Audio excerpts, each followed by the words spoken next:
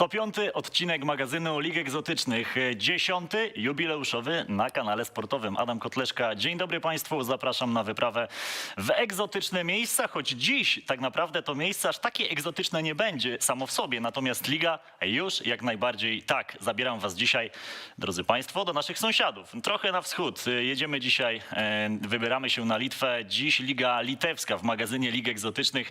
O ile kraj może nie jest dla nas specjalnie egzotyczny, choć pewnie miejscami trochę też, to jednak liga zobaczycie, jeżeli jeszcze nie macie tej świadomości, że jest bardzo mocno egzotyczna. Liga litewska, która należy do, no co tu dużo mówić, jednych ze słabszych w Europie, choć ma na swoim w pokonanym polu zostawiały te kluby, między innymi kluby polskie, więc absolutnie lekceważyć Litwinów nie powinniśmy. Co do dzisiejszego rozkładu jazdy, słuchajcie, będą goście, będzie człowiek, który o litewskiej piłce wie wszystko. Bardzo szanuję takich ludzi, którzy z zajawki, totalnej zajawki, nie zarabiając na tym pieniędzy, piszą po prostu, dostarczają nam cały czas mnóstwo fajnych informacji na temat tak niszowego futbolu, jak właśnie Liga Litewska. Będzie także król strzelców Ligi Litewskiej, a tymże był Polak oczywiście, Kamil Biliński. Z Kamilem się dzisiaj połączymy, będzie tutaj niedługo u nas, więc moc atrakcji, ale zaczynamy sobie tradycyjnie oczywiście od podpowiedzi, które mogliście widzieć na moim Instagramie, Instagram Adam Kotleszka. Tam co tydzień w poniedziałek, a więc dzień przed magazynem Lig Egzotycznych, ukazują się podpowiedzi co do tego, jaki kraj zostanie poruszony w następny dzień, w najbliższy wtorek. Tym razem muszę wam powiedzieć, że zagadka okazała się wcale nie taka łatwa, jak mi się wydawało. Zobaczmy sobie podpowiedzi, jakie ukazały się na Instagramie. To właśnie jest tych kilka zdań, kilka wyrażeń, które miały was naprowadzić na to, gdzie dzisiaj będziemy. Kraj ten jest większy od Chorwacji, a mniejszy od Urugwaju. Tu się oczywiście wszystko zgadza. 65 tysięcy kilometrów kwadratowych ma Litwa, Chorwacja 56, Urugwaj 176. Polska dla porównania 312. Kolejna podpowiedź. Kraj ten mocno zapisał się w historii alkoholi. Tutaj tak czułem, że trochę ta podpowiedź może namieszać i namieszała, bo większość z was nie wiedzieć czemu wskazywała Finlandię. Nie mam pojęcia dlaczego, natomiast nie chodziło o Finlandię. Chodziło o to, że to Litwini pierwsi w historii nauczyli się pozyskiwać wódkę ze zbóż, drodzy Państwo. Przysłużyli się więc, jak widzicie, bardzo mocno historii alkoholi. To właśnie na Litwie to wszystko powstało. Piłka nożna nie jest tam najpopularniejszym sportem. Oczywiście koszykówka jest numerem 1 na Litwie. Dość powiedzieć, że średnia frekwencja na meczach A-Ligi, jak nazywa się Liga Litewska, wynosiła w tym ostatnim sezonie zakończonym, drodzy Państwo, 500 osób. Teoretycznie średnio na każdy mecz przychodzi po 500 osób. Dla porównania sprawdziłem mecz Ligi Litewskiej w koszykówkę w poprzednim zakończonym sezonie, bodaj w grudniu 2018 roku, kiedy Žalgiris grał derby Wilna z ekipą, tutaj muszę się podeprzeć, bo nie siedzę aż tak w litewskiej koszykówce, ale to była drużyna, słuchajcie, Rytas Wilno, więc derby. Przyszło prawie 12 tysięcy widzów na jeden mecz. Na Ligę Litewską przychodzi średnio 500 osób. Zobaczcie, gdzie to się miejscowi, na osi X i Y. Dla porównania, w całym sezonie, poprzednim sezonie Ligi Litewskiej na trybuny przyszło 48 tysięcy widzów. Jak się domyślacie, jeden mecz na Stadionie Narodowym i mamy cały rok gry w piłkę na Litwie. Pod względem frekwencji oczywiście. Piłka nożna no jednak nie ma podjazdu do koszykówki, tak będzie jeszcze bardzo długo. Prawdopodobnie za naszego życia to się nie zmieni, co nie znaczy, że ta Liga Litewska nie ma w sobie trochę uroku, o którym dzisiaj będziecie mogli się na pewno przekonać.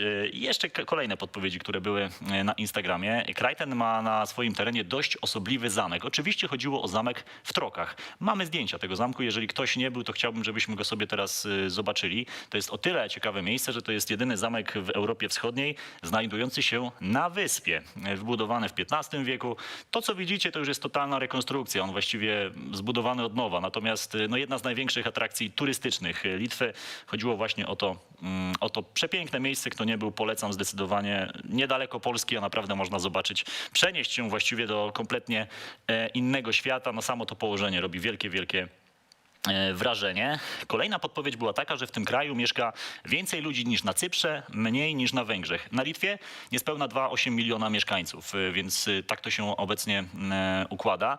Co ciekawe, sprawdziłem sobie tak historycznie, przez ostatnie 15 lat na Litwie ubyło 700 tysięcy mieszkańców, bo jeszcze nie tak dawno, w 2005 roku 3,5 miliona mieszkańców zamieszkiwało Litwę.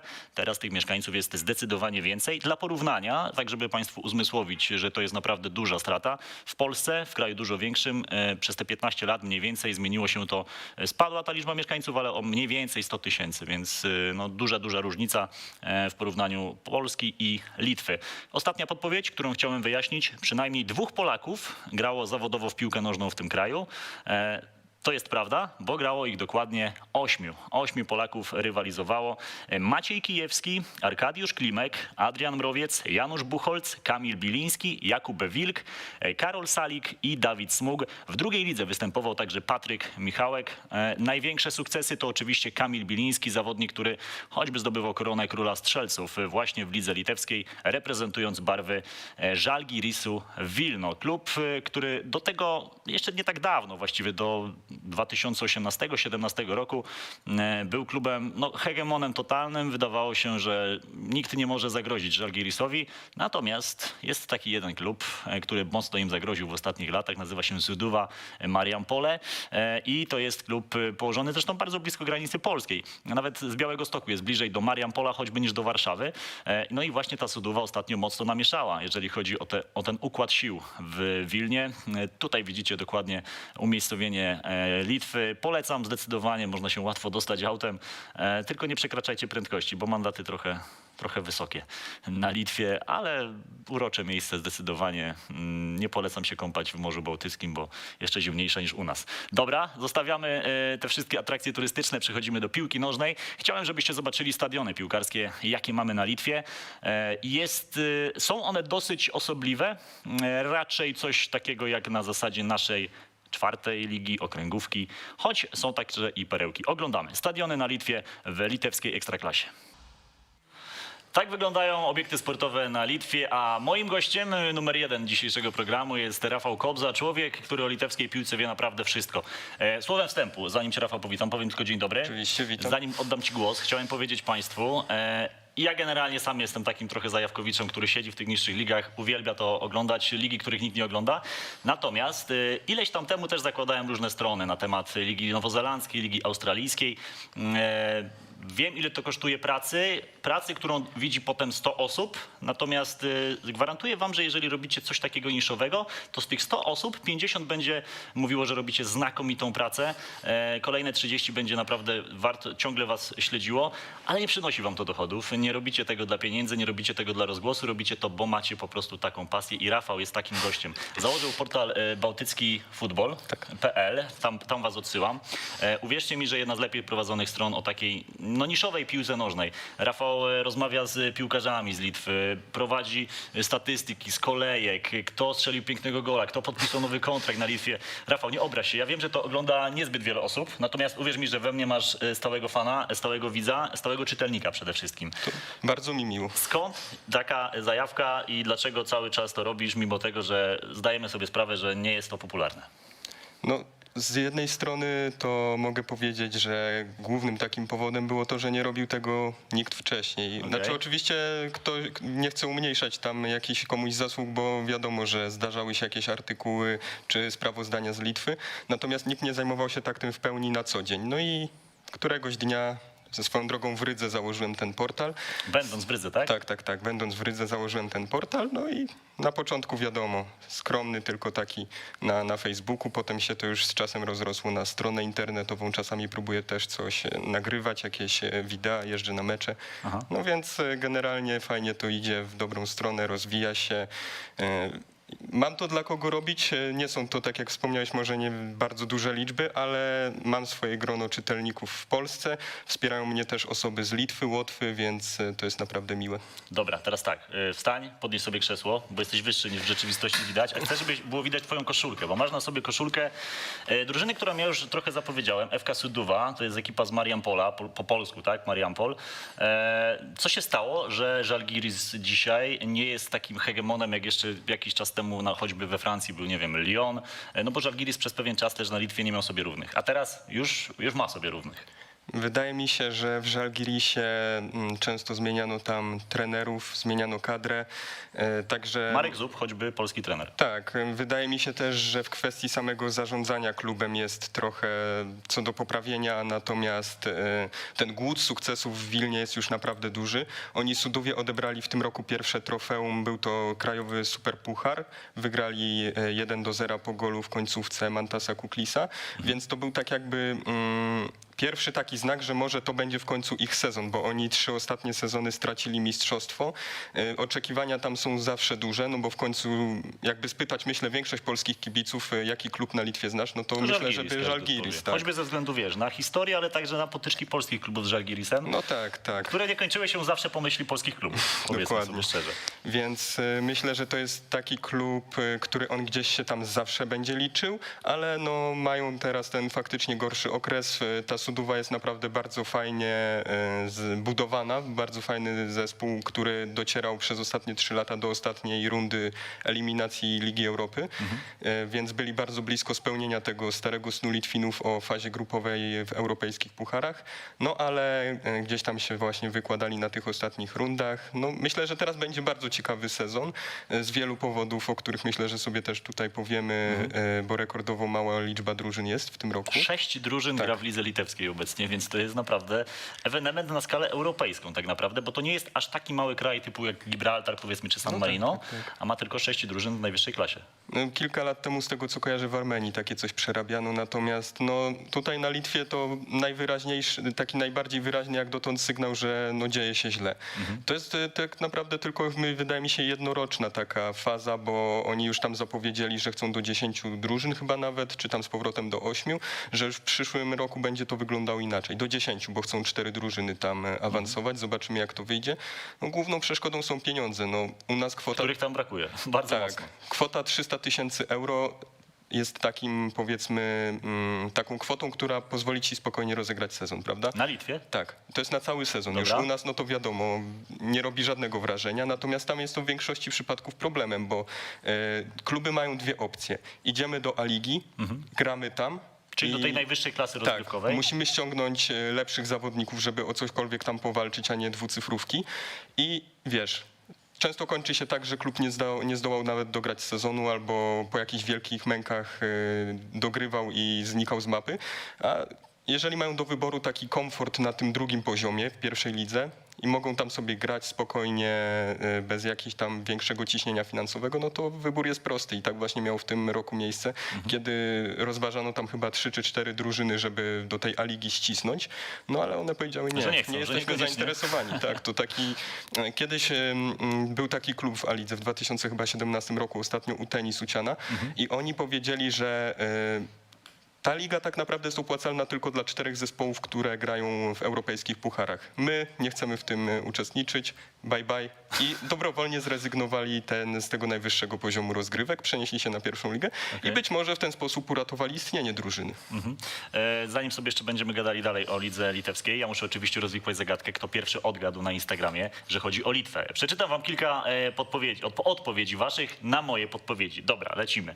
Pierwsza w ogóle odpowiedź, jaka padła, była błyskawicznie. Po tym, jak się ukazało materiał na Instagramie, napisał ktoś Białoruś, potem była Irlandia, Szkocja, Gruzja, może Finlandia, Holandia, Austria, znowu Irlandia i dopiero, słuchajcie, Bartłomiej Stolarz odpowiedział, że chodzi o Litwę dla Bartka. Wielkie brawa. Ja sobie sprawdziłem, kim jest Bartek mniej więcej. To jest w ogóle gość, który gra w beach soccera, więc pozdrawiamy ciebie, Bartku, bardzo serdecznie.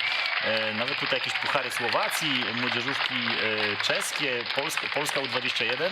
Więc jak widzicie, grube postaci oglądają magazyn Lig Egzotycznych. Uśmiecham się, ale wielki szacun dla Bartka, bo bardzo szybko odgadł. Kilka innych odpowiedzi, przepraszam, wam przeczytam. Ktoś napisał: nie istnieje taki kraj, który jest większy od Chorwacji, a mniejszy od Urugwaju. Pozdrawiam. Istnieje. Ja też pozdrawiam. Dalej, Mołdawia, Irlandia. Nie wiem, czy już wcześniej nie wysyłałem, ale wyślę drugi raz. O shit, jednak to możliwe. Sorki, panie Adamie. To jest ten sam gość, co napisał przed chwilą, że to nie jest możliwe. Żeby nie było, że wiesz, że kłamie, to my jesteś świadkiem. Tak. Więc jednak sprawdzili. Słuchajcie, naprawdę, ja siedzę nad tymi podpowiedziami długo i wierzcie mi, że staram się, żeby naprawdę były bezbłędne. Madagaskar, Katar, Butan, Singapur, póki co strzelę Irlandię, ale może zmienię. Chyba Łotwa, Nowa Zelandia, Walia, Finlandia, Islandia na 100%. Nie, jednak Finlandia, to ta sama osoba napisała. Szkocka whisky, zawsze jak dajesz przedział państw, to ten kraj jest zazwyczaj w środku, pisze Gerard i coś tam dalej, ale mi się nie wyświetla, więc musicie krótkie wiadomości wysyłać w tych podpowiedziach. Może Finlandia, Szkocja. Na Szkocję chyba naprowadzała was ta whisky, tak mi się wydaje, bo to podpowiedź o alkohol specjalnie was dzisiaj, widzę, troszeczkę zmyliła. Bardzo dobrze, nie może być za łatwo. Jeszcze kilka odpowiedzi. Jak będziesz mnie pozdrawiał w programie, to jestem... Napisał Patryk, bo Patryk był pewny, że wygrał, ale nie wygrał, bo odpowiedział źle, więc i tak cię pozdrowię. Pozdrawiam, Patryku. Jednak Irlandia, za rugby, pisze Folak. Rumunia, jak znowu będę strzelał, jak ostatnio trafiłem. To teraz nie trafiłeś, Karolu, bo napisałeś coś innego, że Podlasie ktoś napisał, to mi się też bardzo podoba. Niektórzy uznają Podlasie za część Litwy generalnie, więc jakby no, coś tam jest wspólnego. Tak jak mówiłem, z Białegostoku do Mariampola jest bliżej niż do Warszawy. Zgadza się, tak. Na Bank Estonia, w końcu zgadłem, pisze Przarat, pozdrawiam panie Adamie. Pozdrawiam cię, Przarat, przepraszam, ale nie zgadłeś, próbuj dalej. I've changed my mind, it must be Scotland. No okej, to źle, że zmieniłeś to zdanie. Szkocja, panie Adamie, pozdrawiam ciebie także, kolego, ale to nie jest Szkocja. Szkocja też na pewno będzie w magazynie Lig Egzotycznych. Żałuję, że to nie Cypr, program z Wojtkiem Kowalczykiem. A już niedługo może będzie i taki program w magazynie Lig Egzotycznych. Dużo naprawdę ciekawych, nie wszystkie cenzuralne są, więc nie mogę wszystkich czytać, ale bardzo mnie cieszy, że poważnie podchodzicie do tego tematu. Nawet na Instagramie dostałem ostatnio fajny, ktoś mi wrzucił taki notesik ma specjalny, do którego sobie zapisuję Widziałem to zdjęcie, wszystkie opcje, jakie tak. mogą być po tych podpowiedziach. I tam jest napisane chyba 20 krajów i tak z każdą podpowiedzią wykreślał sobie kolejne i zostało mu tam chyba z 5. Była w tym Litwa, ale nie pamiętam w końcu, czy odpowiedział Litwa, czy coś innego. Także bardzo fajnie, że poważnie podchodzicie do tych zgadywanek i bardzo się cieszę, że ich coraz więcej tych odpowiedzi jest co poniedziałek. Tyle tytułem tego wyjaśnienia. Rafał, wracamy sobie do rozmowy o lidze litewskiej. Powiedzieliśmy sobie o tym, że ta Sūduva no to jest drużyna, która faktycznie może zacząć się liczyć na stałe w lidze naszych wschodnich sąsiadów. A powiedz mi, jak to wygląda, jeżeli chodzi o ten obecny sezon? Bo 3 kolejki już zostały zagrane. Też zazwyczaj sezon na początku na Litwie toczy się na halach. No teraz nie było chyba takiej potrzeby z tego, Nie, co wrócili wiem, na normalne bo już boisko. jakby troszeczkę później zaczęli, więc zaczęli grać na boiskach. Ale o te hale chciałem dopytać. Niezły klimat, muszę ci powiedzieć, bo jak sobie czasami oglądam te mecze Ligi Litewskiej, to te hale są naprawdę takie, które robią wrażenie. W Polsce my nie mamy tylu hal, co pewnie na Litwie. No, wydaje mi się, że to po prostu zasługa w cudzysłowie czasów, gdzie ten klimat był nieco ostrzejszy, no bo wiadomo, że teraz już te zimy nie są tak doskwierające jak wcześniej, natomiast oni tak zaczynają ten sezon, jak wspomniałeś, tradycyjnie na tych halach. Wydaje mi się, że to też jest dobre rozwiązanie, bo jeżeli oni są już do tego przyzwyczajeni, a wiadomo, że każdy rozwój infrastruktury, zwłaszcza w takim kraju jak Litwa, jest na plus, to wydaje mi się, że fajnie, że tak to sobie kiedyś tam zorganizowali i się tego trzymają. Natomiast teraz mi się wydaje to takim bardziej, nie wiem, symbolicznym zabiegiem, no bo wiadomo, że bez problemu już można grać w okresie końcowym marca na normalnym boisku. Tak? No to już nie ma trzaskających mrozów po minus 10, minus 15, więc... Klimat się ociepla. Ty mi, Rafał, zdradziłeś, że na drugiej lidze litewskiej, którą też śledzisz, też doszło do ciekawego wydarzenia. Tak, niestety nie mam na to materiału wideo, ale chodzi o mecz ligowy w zeszłym roku w sierpniu. Taka drużyna FK Riteriaj, ona zmieniła nazwę z FK Trakai, bo oni z samymi Trokami nie mieli zbyt wiele wspólnego, bo nawet chyba gdzieś tam byli zarejestrowani w Wilnie. Grać tam na stadionie w Trokach nie mogli, grali w Wilnie, bo to chodziło o licencję, ale grały tam rezerwy w tych Trokach. No i któregoś razu jest mecz ligowy właśnie na zapleczu, grały rezerwy Trakai, już Riteriaj, grały z Vitisem Wilno i przyjeżdżają goście. No i tam to oni byli już sporo przed meczem, no i tak patrzą, że coś linii za bardzo nie widać na tej murawie. No i tak podchodzi sędzia, pyta się: panowie, co sądzicie o stanie boiska, czy gramy? No to tamci mówią, że nie gramy, nic nie widać, to boisko to w ogóle nie przypomina boiska i że jest niebezpiecznie. No ale gospodarze, czyli rezerwy Riteria stwierdzili, że oni sobie z tym poradzą. Okej. Na początku próbowali piachem oznaczać linię. Ale gdy Okej. zobaczyli, że to tak średni efekt przynosi, Mąka, słuchajcie, mąka. Przecież pobiegł ktoś do sklepu w to jest pobliżu oczywiste. po mąkę. No najlepsza rzecz. Ja grałem gdzieś tam, za dzieciaka się grało i nie było linii, to trzeba było po prostu do spożywczego i parę kilo mąki i się dało wszystko zrobić. No tam jakoś... Amatorzy, totalni. Tam jakoś nie dało to rady, bo tam dalej nie byli zadowoleni z tego stanu boiska. Sędzia poczekał 45 minut, bo chyba tyle określał tam regulamin, że może się najpóźniej spotkanie w Okej. czasie odłożyć. Rozumiem. No ale tamci z Witisu dalej nie chcieli grać, bo mówili, że to dla zdrowia niebezpieczne i w ogóle. No to sędzia, no trudno, no to nie gramy. Oni okej. dostali potem walkowera, ale najciekawsze jest to, że ktoś tam ze sztabu szkoleniowego rezerw Riteria krzyczał o tchórzostwie coś, że to jest akt tchórzostwa, że oni nie chcą grać i że w ogóle już tam niedużo brakowało, żeby do jakiejś awantury doszło. No ale summa Realia. summarum skończyło się tak, że to walkowera dostali goście, no i poszło po Litwie właśnie, co tam się stało. Litewskie realia. Jeszcze zaprezentujemy wam taki film, który bardzo mocno rozreklamował piłkę nożną na Litwie, ale to za chwilę. Myślę, że nawet możecie wiedzieć, o czym mówię. Na razie jeszcze nie zdradzamy, będzie ciekawie. Wiesz co, przyniosłeś kilka gadżetów. Tak. O tę książkę chciałem cię zapytać. Co to jest, powiedz? Bo ja tak średnio z litewskim pokażę, może będzie mniej więcej widać, do tej kamery, to jednak do tej. Co to jest za książka? To Opowiadaj. jest książka opisująca całą historię najstarszego litewskiego klubu z Fejkataki Bartej. Na polski możemy tą nazwę przetłumaczyć jako zdrowie. Od razu uprzedzając pytania, dowiadywałem się w klubie, oni sami nie wiedzą, dlaczego się nazywają zdrowie. No, ktoś wymyślił i poszło po prostu. Rocznik założenia. 919, dobrze? Tak, w zeszłym roku było obchodzone stulecie klubu. Właśnie między innymi jednym z tych elementów obchodów było wydanie książki. Okej.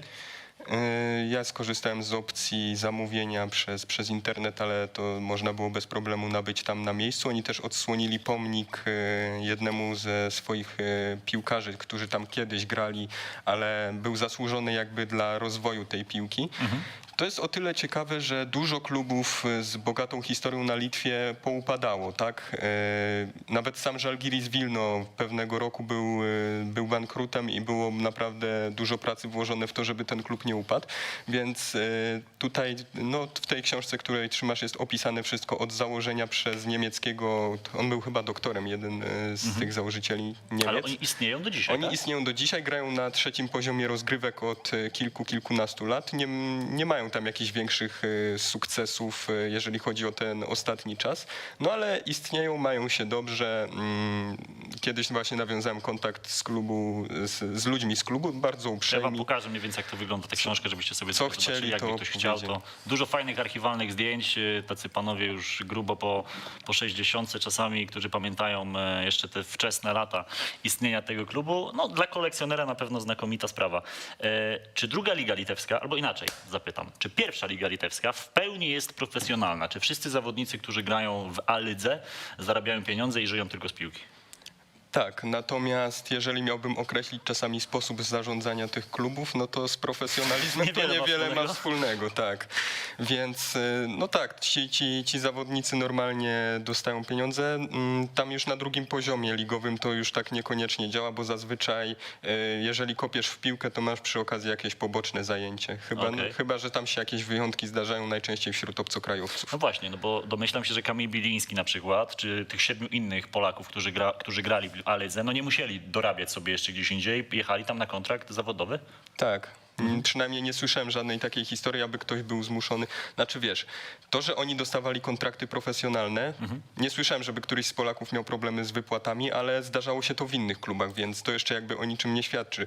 Jest taka historia z zeszłego sezonu z Atlantasu Kłajpeda, klub, który targany był wszelakimi problemami przez większość swojego istnienia. Jeden z Nigeryjczyków, który tam grał, po treningach chodził, zbierał po kolegach puste butelki i tam na Litwie są takie bardziej popularne niż u nas maszyny, które Zgadza się. wrzucasz butelkę i wydaje ci tam chyba bon w wysokości 50 centów czy euro. Możesz zamienić go w sklepie, nie? Mhm. Tak, no i dla takiego gościa, który nie widział pieniędzy od jakiegoś czasu na oczy, no to wiesz, jakaś opcja na przeżycie, ale to, wiesz, tak. my się trochę uśmiechamy, to jest zabawne, ale to jest trochę straszne, nawet bardziej bym powiedział, że straszne, że jedzie gość, który jest, wiesz, z Nigerii, z drugiego końca świata, przylatuje do kraju, o którym no niewiele pewnie wie i jeszcze w dodatku nie płacone mu są pieniądze i musi No zbierać właśnie, butelki po kumplach. Tak, to jest szokujące. To jest masakra.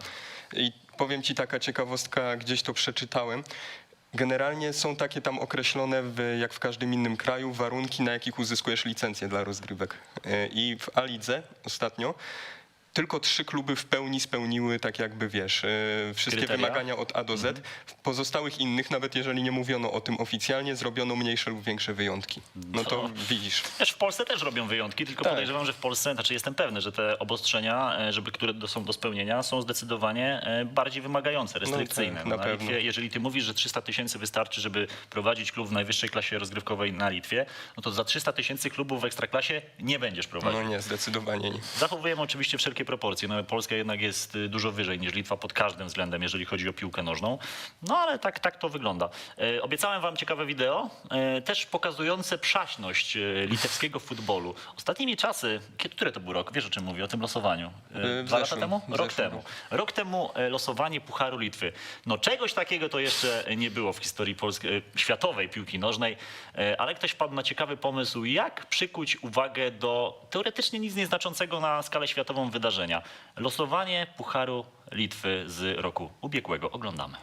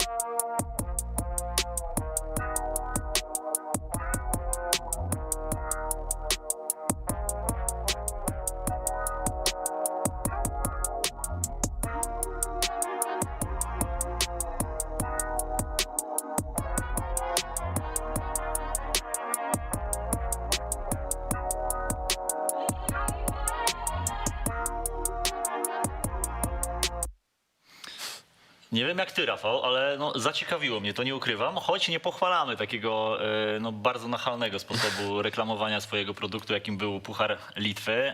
No, duże kontrowersje wywołało to losowanie. Ta pani zaproszona do tego losowania, bo jakby ktoś nie skumał, o co chodzi, tam była taka tuba, w której wiatr no, gdzieś tam miał podkreślać wdzięki pani. Były też karteczki i ona te karteczki miała losować. Tak.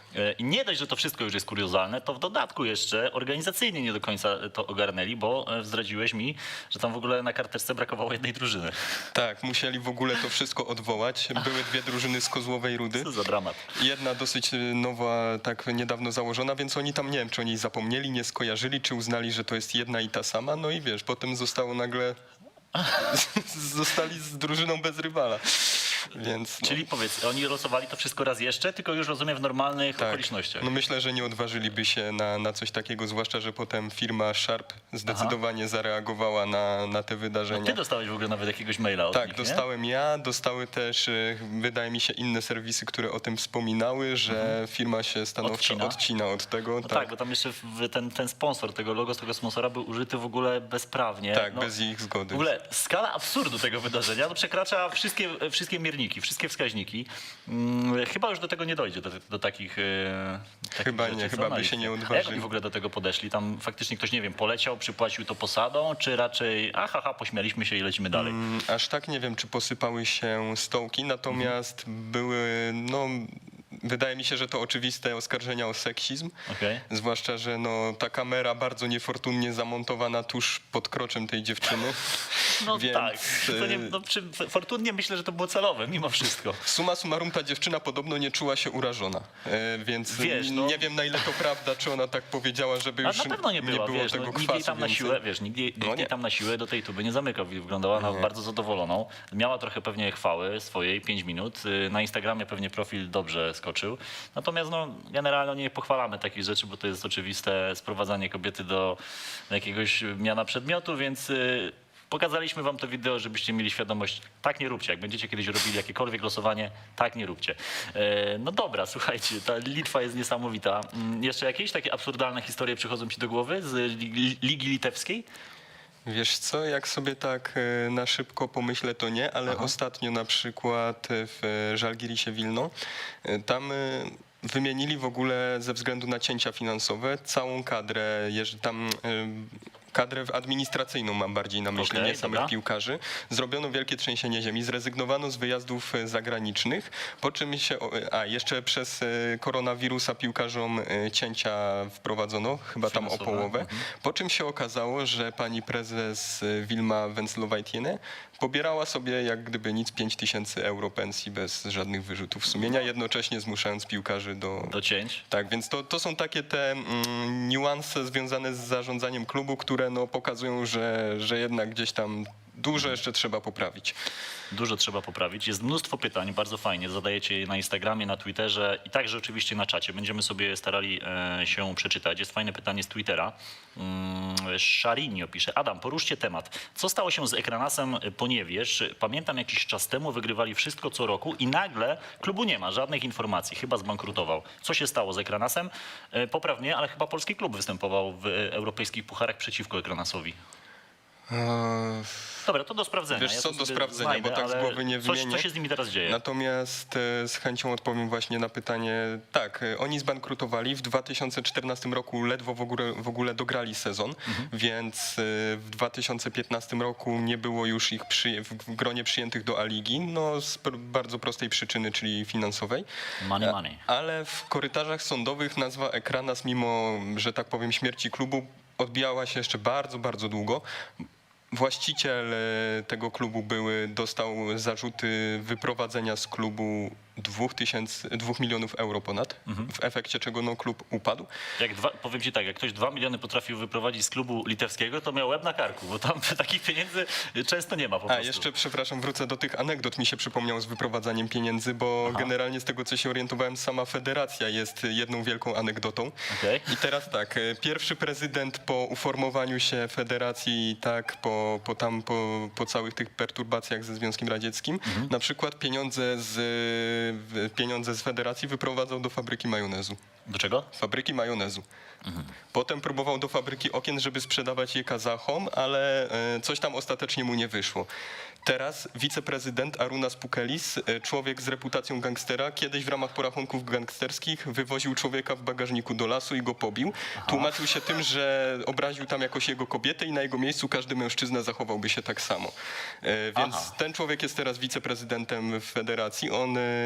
On zaczynał w Taurogach. Został tam mianowany szefem tej federacji okręgu Taurogi, bo obiecał znalezienie sponsorów, włożenie kasy w tamtejszy Tauras, który miał obciętą dotację od miasta.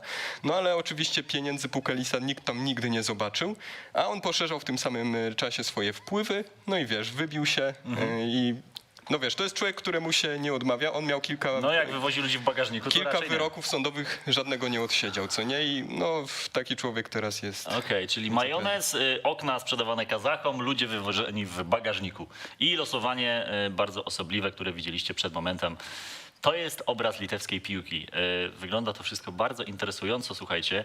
Za moment naszym gościem będzie także król strzelców tamtejszej ekstraklasy, Kamil Biliński, który dobrze akurat tę Litwę zwiedził. Możemy się już łączyć z Kamilem, natomiast Chciałem cię jeszcze dopytać o te pytania tutaj z czatu. Było kilka ich bardzo Jeszcze fajnych. ten Ekranas, przepraszam, No to dawaj. urwałem.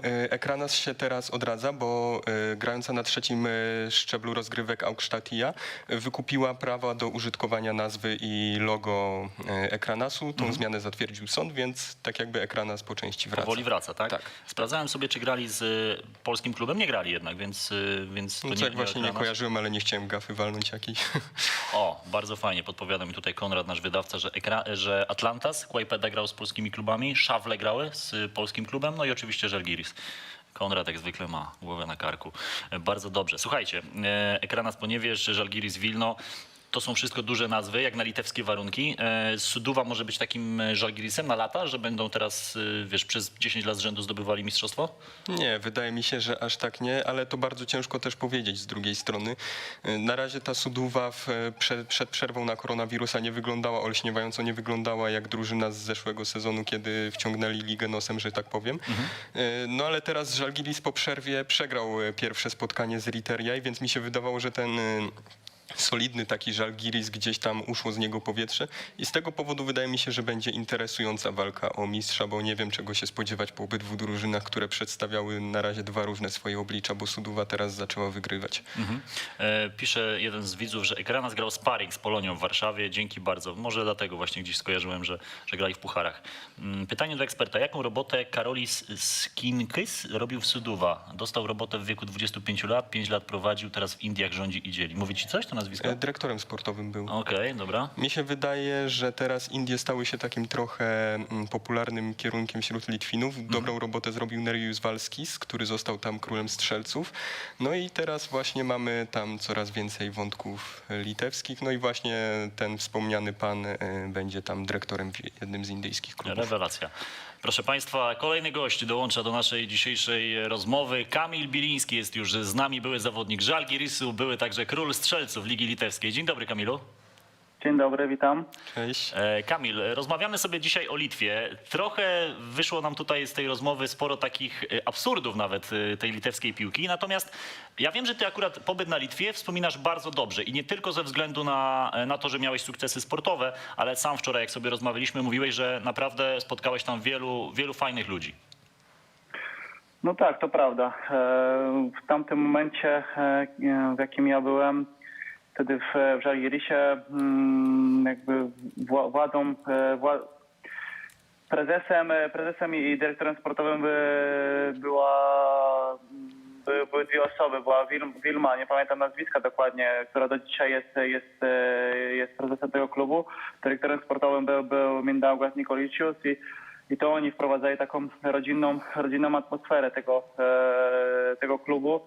I to oni traktowali nas jak swoje dzieci i to dla nich byliśmy najważniejsi i to się czuło, że każdy przychodził z uśmiechem na każdy trening, na każdy mecz, na każde zgrupowanie, gdzie byliśmy zawsze, wszystko to było w takiej, mówię, rodzinnej atmosferze, więc w tamtym czasie naprawdę tylko można było po prostu ciężko pracować i cieszyć się, że można mieć wokół siebie takich ludzi, jakimi byli oni. Kamil, a dopytam cię w ogóle o sam początek tego, jak trafiłeś na Litwę. No bo to nie jest taki oczywisty kierunek dla polskich zawodników. Było ich kilku, natomiast dla ciebie rozumiem, że Litwa też, to nie było twoje marzenie. Nie miałeś plakatu Żalgirisu nad łóżkiem, jak miałeś 13 lat. Jak w ogóle doszło do tego, że trafiłeś do Wilna? No nie miałem, no tak naprawdę. Jestem zdziwiony, jestem zszokowany. Nie ma się co oszukiwać. No troszeczkę to była zagmatwana sytuacja, gdyż zaczęło się od tego, że ja byłem na wypożyczeniu ze Śląska Wrocław w Wiśle Płock i w tamtym momencie graliśmy w pierwszej lidze polskiej i ja trochę tych goli tam postrzelałem. Ale niestety nie udało nam się utrzymać na poziomie pierwszoligowym, spadliśmy na poziom drugoligowy, no i wróciłem jakby z wypożyczenia do Wrocławia. Wtedy trenerem był pan Orest Lęczyk, który gdzieś tam w tamtym momencie nie widział mnie w swoim zespole. Tak jak to się mówiło w tamtym momencie, ja też byłem jakby troszeczkę tak to odbierałem, że żeby było to jakby na zasadzie piec ogrodnika. Sam nie chcę, drugiemu nie chcę dać, bo miałem w tamtym momencie naprawdę sporo ofert z Ekstraklasy. niestety nie mogłem nigdzie pójść. Były tak naprawdę dwa wyjścia. Albo zostaję w drugim zespole w Śląsku Wrocław, czyli na poziomie czwartoligowym, albo zostaję, albo mam możliwość zostania w drugoligowym w tamtym momencie Wiśle Płock. I gdzie mi się już ten poziom jakby nie odpowiadał, nie podobał ten pomysł, gdyż mówię, no miałem już sporo zapytań, ofert z poziomu ekstraklasy i wierzyłem, że jestem w stanie na tym poziomie rozgrywkowym w tamtym momencie grać. Niestety się nie mogliśmy dogadać, więc tak naprawdę z nieba mi spadła ta oferta z Żalgirisu i to było na zasadzie no albo się uda, albo nie uda. Ja nie wiem, jakim cudem w tamtym momencie udało się z tym Żalgirisem dogadać, bo były tam różne zawiłości kontraktowe, bo Śląsk też jakby mocno napierał, że jak ja gdzieś pójdę, będą mieli jakąś procent odstępnego. Tam było dużo takich zagmatwanych sytuacji, ale gdzieś tam udało się nam dogadać. Ja się też cieszyłem, że idę do klubu, który gdzieś tam zaczyna się odbudowywać, ma jakieś ambitne bardzo plany, będzie występował w europejskich pucharach i to mi też pozwalało na to, że mogę się rozwijać. Mimo wszystko, że tak naprawdę na taką Litwę, bo jak rozmawialiśmy też wczoraj, ja z tego Żalgirisu wyjechałem potem do Dynama Bukareszt, także... Czyli nie z polskiej ligi, tylko de facto z Ligi Litewskiej udało ci się wybić dalej. Dokładnie, więc jakby ten krok w mojej jakby przygodzie z piłką był naprawdę krokiem troszeczkę ryzykownym, ale tak naprawdę w tamtym momencie ten krok napędził jakby tą moją przygodę z piłką do tego, że mogłem naprawdę liznąć trochę tej fajnej piłki na super poziomie i mogłem przeżyć wiele wspaniałych chwil.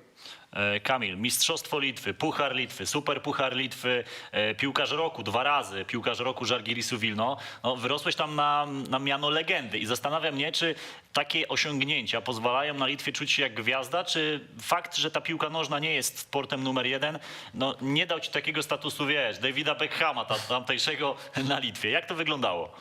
No nie, to absolutnie nie, bo...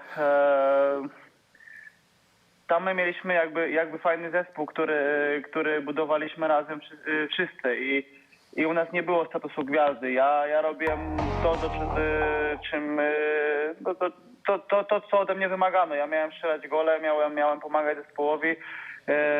W tamten okres półtorejroczny był naprawdę dla mnie bardzo, bardzo ekscytujący w kwestii tych i efektywny pod względem goli, trofeów i wszystkich rzeczy, więc dlatego w tamtym też momencie jakby nie chciałem też dłużej zostać, bo wygrałem wszystko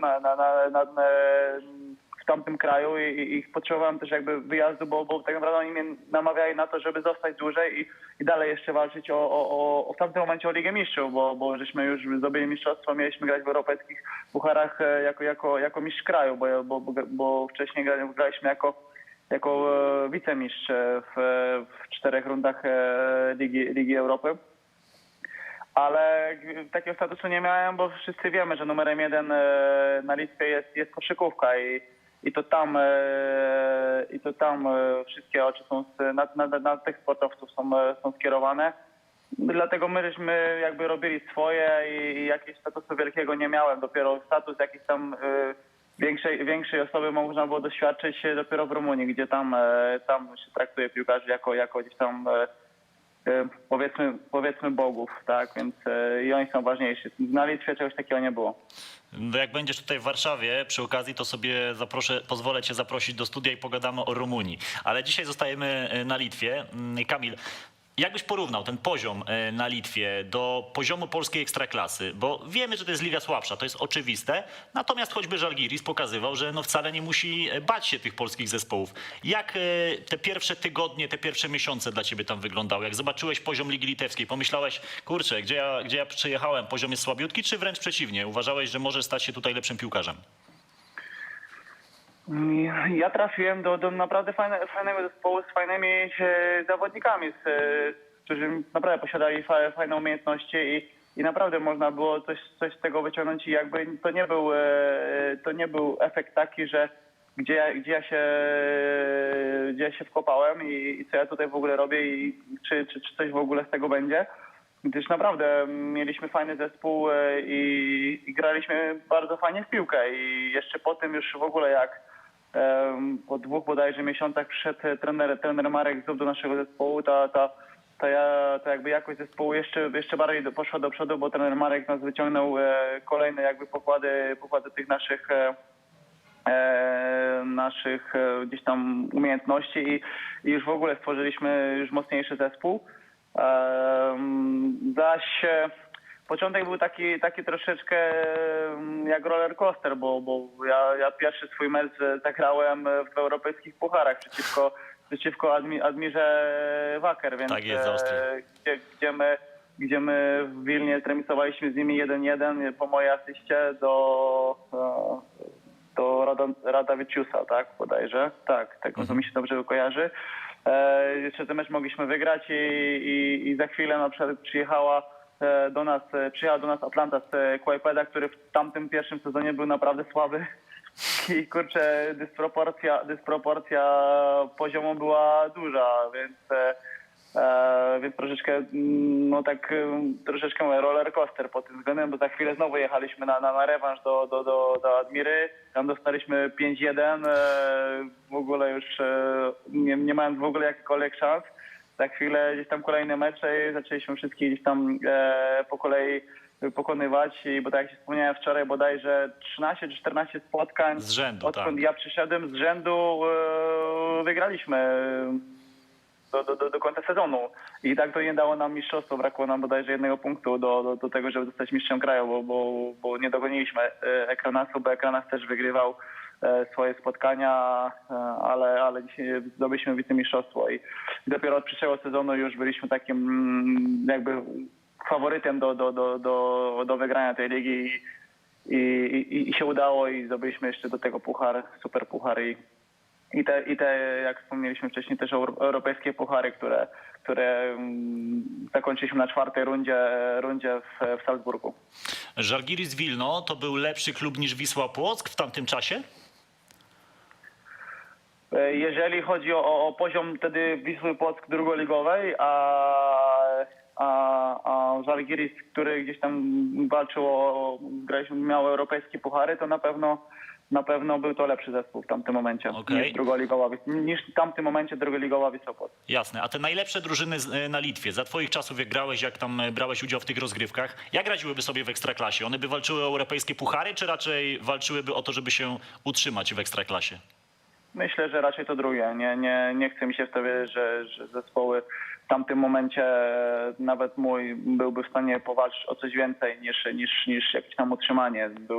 Na pewno kadrowo byśmy potrzebowali jeszcze większej rywalizacji w tamtym momencie, bo o tyle co jeżeli mieliśmy jakąś mocną 11 plus tam powiedzmy 2-3 wchodzących z ławki, to już dalsza jakby kadra nie była na tyle mocna, żeby można było sobie w każdym meczu rotować się zawodnikami i myśleć, że da się to spokojnie wygrać. Więc na poziom litewski był to mocny zespół, zaś jeżeli chodzi o gdzieś tam konkret polskiej ekstraklasy, to na pewno brakowałoby nam szerszej kadry. Mhm. A jaki był najlepszy zawodnik, z jakim grałeś albo w drużynie, albo przeciwko na Litwie? Czy w drużynie? No w drużynie fajnie nam się funkcjonowało, kiedy w tamtym momencie dołączył jeszcze do nas Kuba Wilk. My naprawdę... Czyli wsparcie z Polski. Tak, polskie wsparcie i naprawdę my się rozumieliśmy bez słów, choć naprawdę krótko z sobą funkcjonowaliśmy, ale strasznie szybko się zakolegowaliśmy, skumplowaliśmy, nasze rodziny też tam były blisko i do dzisiaj jakby nie patrzeć, ten kontakt utrzymujemy, więc z Kubą naprawdę rozumieliśmy się bez słów i też można popatrzeć po statystykach. Kuba tam naprawdę też fajne liczby wykręcił, tych asyst też ze swoją lewą nogą zaliczył, więc na pewno jeżeli chodzi o zawodnika w tamtym momencie w moim zespole, to prawdopodobnie wymieniłbym Kubę. Zaś przeciwko to mówię, w momencie tego drugiego sezonu, kiedy graliśmy europejskie puchary, Przeszliśmy trzech przeciwników w trzeciej rundzie zawodników Lecha Poznań i tam już można było wymienić kilku zawodników, którzy naprawdę fajnie funkcjonowali.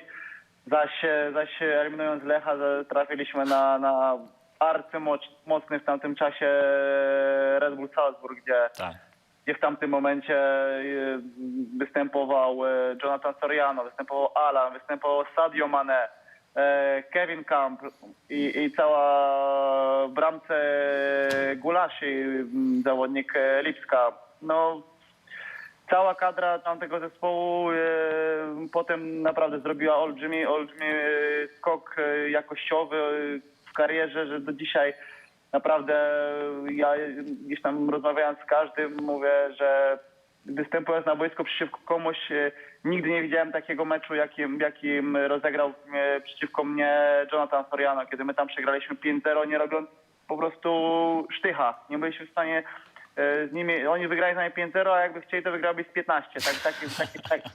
Takie byli po prostu, nie, to nawet nie chodzi o poziom, po prostu oni byli w takiej formie, w takiej dyspozycji, że oni eliminując nas, poszli do grupy, w grupie bodajże chyba meczu nie przegrali i oni bardzo daleko sobie zaszli i oni to był sezon taki, który oni wszystkich lali i to naprawdę my nie byliśmy w stanie nic zrobić. W tamtym meczu oni przyjechali do nas na rewanż, wygrali 2-0, a to też tak naprawdę na spacerkiem.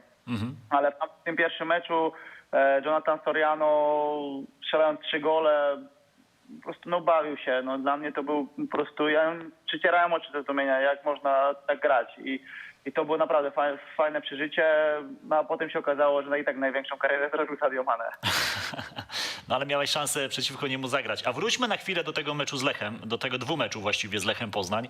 To był ten rywal właśnie przed Salzburgiem. Jak wspominasz tamtą rywalizację? Gdzieś słyszałeś w szatni jakieś docinki, że teraz będziesz chciał się pokazać przeciwko swoim rodakom, albo w ogóle działał na ciebie ten mecz tak podwójnie, że grasz przeciwko drużynie, która no może gdzieś by cię ewentualnie mogła, wiesz, później ściągnąć do Polski i do polskiej ligi? No jeżeli o gdzieś tam plany, gdzieś tam mojej dalszej przyszłości, czyli gdzie Lech mógłby mnie ściągnąć, to raczej tak tego nie rozpatrywałem. Bardziej chciałem się pokazać z jak najlepszej strony na tle ludzi, ekspertów, którzy gdzieś tam, wiadomo, interesują się polską piłką i chciałem jakby pokazać, udowodnić, że no nie jesteśmy jakimiś tam chłopcami do bicia i trzeba też nas jakby szanować i doceniać, bo to, że dany zespół jest teoretycznie słabszego kraju, to nie oznacza, że zespół jest słabszy i nie jest w stanie danego zespołu wyeliminować, bo nieraz już to piłka nożna pokazała, że mecze mogą, czy nawet 2 mecze mogą wygrywać zespoły teoretycznie słabsze, bo po prostu dobrze się przeciwstawiły i nie dały się ograć, więc w naszym wypadku było to, że my chcieliśmy się po prostu bardzo dobrze pokazać, zaprezentować, udowodnić wszystkim dookoła, że ten Žalgiris ma jakąś jakość no i że potrafimy grać w piłkę przede wszystkim. A to, że ja się chciałem pokazać, był jeszcze wiadomo trener Zub, wielu Litwinów, którzy gdzieś tam czy byli, czy marzyli o tym, żeby w polskiej ekstraklasie występować. To wszystko się tak dobrze złożyło, że w tamtym momencie naprawdę zjednoczyliśmy się jeszcze bardziej, jeszcze większą jakby energię i motywację znaleźliśmy, żeby tego Lecha wyeliminować i jak to pokazała potem, mówię, historia, udało się to zrobić i bardzo się z tego cieszyliśmy. A ty generalnie stajesz się takim powoli, no może nie ekspertem, ale gościem, który coś wie na temat eliminowania polskich klubów w europejskich pucharach, bo zdarzyło ci się też przecież to zrobić w barwach FC Riga. No tak, dokładnie. No, co zrobić? Ja już mówiłem, że jak zaczęliśmy w Rydze przystępować do pucharu, to ja już wiedziałem, że tak, że traficie na Piasta. Powoduje, że trafimy na polski zespół i potem tylko już patrząc przez losowanie już mówię, oho, to jest historia lubi się powtarzać. No i tak naprawdę znowu się gdzieś tam udało i cieszę się z tego bardzo, bo to też był taki też moment, w którym też nie byliśmy bardzo doceniani tutaj przez polskich ekspertów i ludzi, więc też jakby pokazaliśmy, że potrafimy grać w piłkę, choć uważam, że z perspektywy czasu to na pewno ta Riga, którą ja teraz, w której ja byłem, na pewno była lepszym zespołem niż w tamtym momencie Žalgiris. Okej, a właśnie jakbyś porównał te dwie ligi, tą ligę litewską i łotewską, gdzie wyższy poziom? Wydaje mi się, że na tą chwilę na Łotwie. Jednak, okej, ale to Tak. mówisz o wszystkich, generalnie o całej lidze, czy o tych pojedynczych klubach, typu właśnie Riga i tylko czołówka? Generalnie wydaje mi się, że ogólnie przez całość ligi, przez to, że też jakby to powiedzieć, pieniądz rządzi się swoimi prawami. Na Łotwie jednak więcej jest inwestowanej pieniędzy. Jest wielu Rosjan, którzy pompowują pieniądze w łotewską piłkę, więc to na pewno jest inaczej niż na Litwie. Gdzieś na Litwie pokazuje to nawet teraz sama sytuacja, że w dzisiejszym sezonie występuje tylko 6 zespołów i tak naprawdę liczą się dwa, bo oprócz Sudówy to, że liczy się Žalgiris, reszta to są zespoły, które gdzieś tam będą próbowały utrzeć nosa, ale raczej tam nic wielkiego nie osiągną. A widać, że tak naprawdę Sudówa też jest bardzo mocna, bo te też ostatnie 3 lata pokazały, że oni w tych europejskich pucharach też potrafią dobrze funkcjonować i ściągać też fajnych piłkarzy, bo patrząc przez kadrę Sudówy przez ostatnie lata przewinęło się naprawdę wielu fajnych zawodników, piłkarzy, którzy mają albo mieli fajne CV. Mhm. Kamil, to jeszcze tak na koniec się dopytam. Kiedy Podbeskidzie zagra z jakimś klubem z Litwy albo z Łotwy? Na razie walczymy o ekstraklasę, więc to jest gdzieś tam nasz cel numer 1 w tej chwili. Z pokorą podchodzimy do tego wszystkiego, walczymy o 3 punkty w każdym meczu. Mamy nadzieję, że w następnym sezonie spotkamy się z całą ekstraklasą i tam będziemy mogli pokazać swoje umiejętności. Jak kto wie, być może w następnych sezonach gdzieś europejskie puchary i zobaczymy. Wszystko w swoim czasie. Na tą chwilę jakby koncentrujemy się na najbliższym celu i to jest dla nas najważniejsze, a historia lubi pokazywać fajne sprawy i fajnie by było jeszcze raz przeżyć takie wspaniałe chwile. To już tak absolutnie na koniec. Jakbyś dzisiaj dostał ofertę z Žalgirisu ponownie, żeby tam znów wrócić i znowu powalczyć być może o mistrzostwo, o puchary, rozważyłbyś, czy raczej już to jest czas, kiedy chcesz osiąść na dłużej w Polsce? Na tą chwilę mam jeszcze ważną umowę. No jasne, ale już wiesz, tak nie wiem, czy by mnie hipotetycznie. puścili. Gdzieś tam był, z tego co kojarzę, przez ostatnie tam okienko transferowe, gdzieś tam temat Sudówy, czy tam Žalgiris gdzieś tam gdzieś tam się pojawiał, coś tam było, jakieś tam zapytania. Nie do końca jakby mi to odpowiadało, bo jakby mówię, już osiągnąłem w tamtym kraju i w tamtej lidze wszystko i jakby nie chciałbym wchodzić w to samo miejsce i próbować coś tam jeszcze dalej osiągnąć, więc wydaje mi się, że raczej byłaby to jakaś oferta z dalszej pozycji niż z pierwszego wyboru. Mhm. Kamil, jeszcze ostatnie pytanie. Sorry, muszę zadać, bo są fajne pytania ma z czatu. problemu. Nie ma problemu. Zapytam ciebie, jak się zarabia na Litwie? Jeżeli piłkarz z Polski dzisiaj jedzie do Ligi Litewskiej, to zarabia na poziomie pierwszej ligi, czy jednak klubów z dołu ligowej tabeli w Ekstraklasie? Kiedy ja byłem, kiedy ja się wybierałem pierwszy raz do Wilna wtedy, to był rok 2013 bodajże, tak? Z tego co kojarzę. 2013. Tak. Więc 2013. Wy w 12 chyba podpisywałeś. 2012, przepraszam, 12-13. Więc w tamtym momencie te zarobki nie były duże, bo Žalgiris, tak jak wspomniałem wcześniej, on się dopiero odbudowywał i oni chcieli tą markę jakby tworzyć. Ja wiem, że po tym jak ja już wyjechałem i już byłem powiedzmy czy w Rumunii, czy potem wróciłem do Polski, do Śląska Wrocław, wiem, że te zarobki na pewno tam poszły bardzo mocno do góry i przez to ten Žalgiris na dzień dzisiejszy boryka się z tymi problemami finansowymi, przez to, że w pewnym momencie jakby przeszarżował i i wyszło teraz im to nie na dobre, więc wydaje mi się, że te zarobki nie są znowu dość wysokie tam. Zaś w Sudowie myślę, że są na pewno lepsze i tam można na pewno jakieś lepsze, konkretniejsze pieniądze zarobić i myślę, że są to na poziomie, jeżeli rozmawiamy o tych dwóch klubach na pewno, bo nie mam pojęcia, jakie pieniądze można dostać w tych teoretycznie słabszych zespołach, więc wydaje mi się, że tam jakby kokosów nie ma, ale jeżeli chodzi mi o te dwa gdzieś tam topowe zespoły, to myślę, że są to pieniądze w granicach jakby środka tabeli polskiej ekstraklasy, tak mi się wydaje i jakby czuba pierwszej ligi, tak mi się wydaje, że to jest gdzieś tam jakby w tych granicach, bo nie wydaje mi się, że to są jakieś dużo większe pieniądze. W Sudówie tak myślę, że ponad 10 to można wyciągnąć. Dyszkę tysięcy. miesięcznie? No to już Tak, wiesz, myślę, paru że piłkarzy tak. pewnie sprawdza. No, Teraz ja myślę, że tak, że to jest kwota, którą kilku zawodników tam może mieć, ponieważ trzeba też przejrzeć kadrę, że tam część z tych zawodników, którzy przychodzili powiedzmy przez nie wiem, 3 lata temu, oni do dzisiaj tam są, więc muszą być zadowoleni nie dość, że z osiągnięć klubu, z jakości tych rzeczy, którą Sudowa posiada, czyli stadion, baza i całe zaplecze, no bo nie ma się co ukrywać. No Sudowa już ma zaplecze i obiekty na fajnym, zadowalającym poziomie, więc wiele zespołów takich w Polsce nie ma, więc na pewno to jest coś fajnego i myślę, że część z tych zawodników na pewno zaopatruje się na to, że te pieniądze też tam muszą być konkretne i dlatego jakby nie widzą potrzeby wyjeżdżać stamtąd.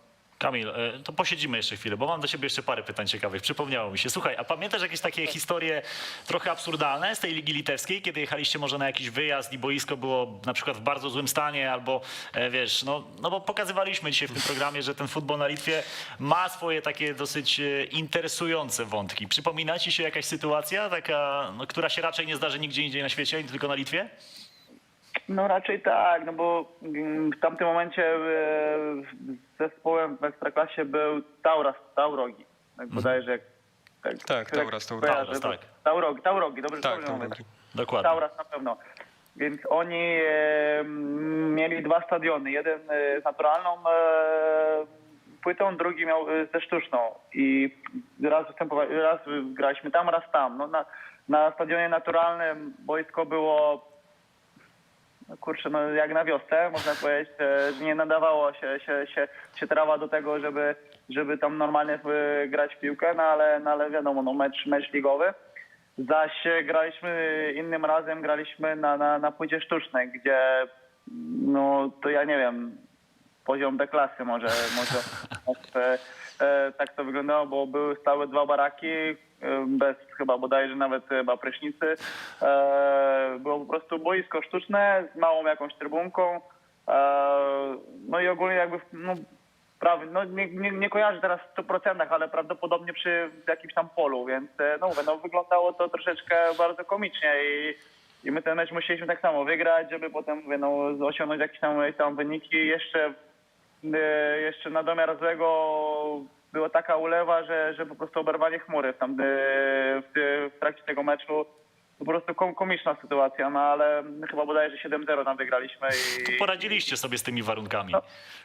No, każdy chciał jak najszybciej to zrobić swój wynik, odmęczyć, po prostu wracać do domu, bo i nie chciał już tu więcej się pojawić. Bardziej na takiej zasadzie, że zlejmy ten Tauras, niech on już spadnie z tej ligi, żeby tu już trzeba było w ogóle teraz przyjeżdżać. Nie? I tak to raczej na takiej zasadzie musieliśmy się mobilizować. Jasne. A jak wspominasz grę na halach? Zdarzyło ci się, nie? Też zagrać przecież chyba na paru takich krytych boiskach.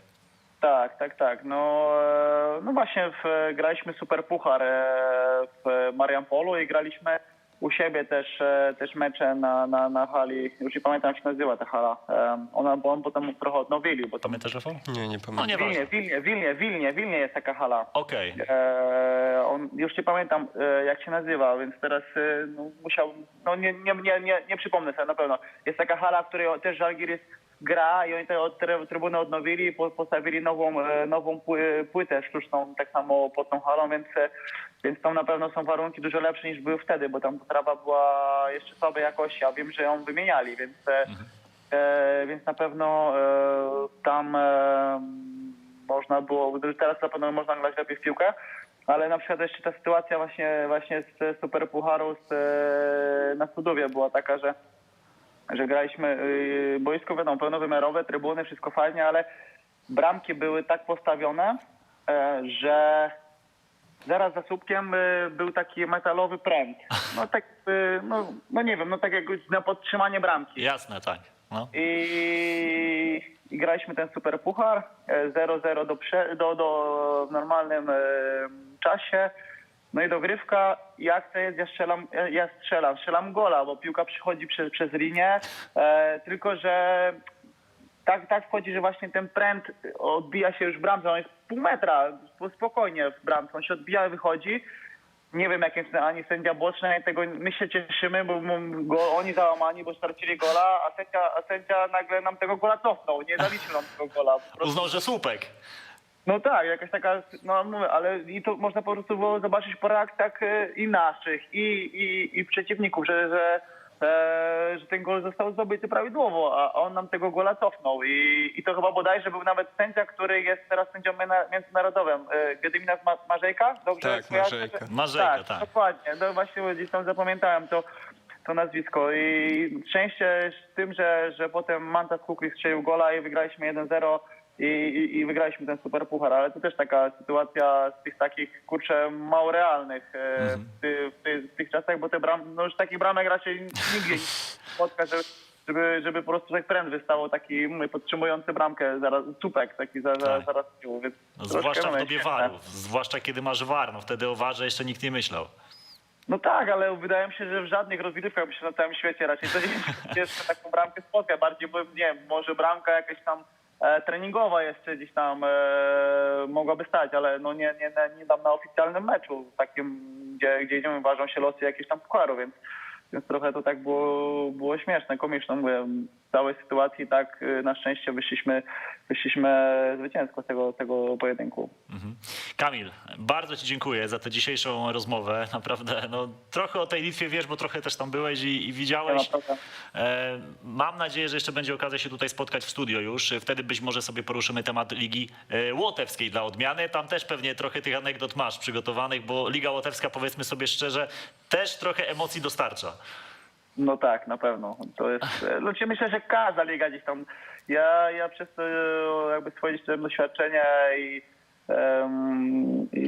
swoją gdzieś tam przygodę z piłką byłem w tych kilku krajach. Mam jeszcze obraz tej Polski, czy ekstraklasowej, czy pierwszoligowej, czy drugoligowej. Jak naprawdę na każdym poziomie rozgrywkowym grałem w polskiej lidze, więc gdzieś tam mam trochę jakby doświadczenia i mogę coś tam więcej powiedzieć, więc na pewno w każdej z tych lig, w której też byłem, czy nawet rumuńskiej, też jest wiele historii śmiesznych, ciekawych, można powiedzieć i przedstawić, więc na pewno miło było z wami porozmawiać, na pewno byśmy mogli dużo więcej jeszcze porozmawiać i pogadać, tych tematów by było dużo. Koniecznie to nadrobimy, jak już tylko będziesz miał okazję być w Warszawie. Kamil Biliński, były zawodnik Żalgirisu Wilno, najlepszy piłkarz na Litwie, jeżeli chodzi o Polaków na pewno, którzy tam występowali. Dzięki Kamil, teraz Dziękuję pozdrawiamy bardzo. i życzymy powodzenia oczywiście w awansie do Ekstraklasy. Dziękuję bardzo, pozdrawiam was. Proszę Państwa, tych historii, tak jak Kamil wspomniał, myślę, że moglibyśmy jeszcze wiele poruszyć i poruszymy na pewno nie raz w magazynie Lig Egzotycznych, kiedy Kamil będzie gościem. Pogadamy sobie także o lidze łotewskiej, pogadamy także o lidze rumuńskiej. My za moment przenosimy się na mój kanał YouTube, zrobimy sobie taki trochę patostream, powiedzmy, amatorski z Rafałem, który o lidze litewskiej wie bardzo wiele. Było dużo pytań od Was na czacie, tam będziemy je za moment na moim kanale zadawali, będziecie mogli zadać kolejne, więc dajcie nam 15 15-20 minut, żebyśmy się przenieśli i zrobimy sobie dalszą część tego programu o piłce nożnej na Litwie. Jeżeli macie jakieś pytania, kanał Adam Kotleszka, tam będziecie mogli za moment znaleźć tego live'a. Pamiętajcie, co poniedziałek Instagram, ten sam Adam Kotleszka. Za dużo tego reklamuję, wiem, ale no chcę, żebyście jak najaktywniej uczestniczyli w tych zagadywankach, bo wiem, że też sprawiają one wam fajną frajdę, a mnie fajną frajdę sprawiają, jak mogę je czytać. Było naprawdę bardzo, bardzo to miłe. Rafał, to co? My za moment robimy sobie streama i pogadamy? Jak najbardziej. Masz jeszcze jakieś historie typu gość w bagażniku albo eksport okien do Kazachstanu? Coś się znajdzie? Myślę, że coś się znajdzie. Tak jeszcze chciałem podsumować to, co Proszę. Kamil powiedział, że tam właśnie to trio Marek Zub, Jakub Wilk, Kamil Biliński. Może tam nie odczuwa się tak trudów popularności jak w Rumunii, jak wspominał Kamil, ale oni do dzisiaj są bardzo dobrze tam kojarzeni, że ludzie o nich tam pamiętają, mimo że tam tych kibiców już nie ma tak jak może dużo jak kiedyś, kiedy na stadion przychodziło po 2000 osób na jedną trybunę, ale miłe wspomnienia wywołują, tak? Zwłaszcza, że to był naprawdę dobre wyniki miał wtedy Żalgiris i bardzo, bardzo wtedy dominował w lidze litewskiej. O Żalgirisie między innymi także będzie za moment. Kolejny magazyn Lig Egzotycznych na kanale sportowym za tydzień, we wtorek o godzinie 14. To będzie odcinek numer 106. Ja jeszcze do końca nie wiem, jaki to będzie kraj, ale już coś mi po głowie chodzi, więc widzimy się za tydzień. Trzymajcie się. Dobrego tygodnia.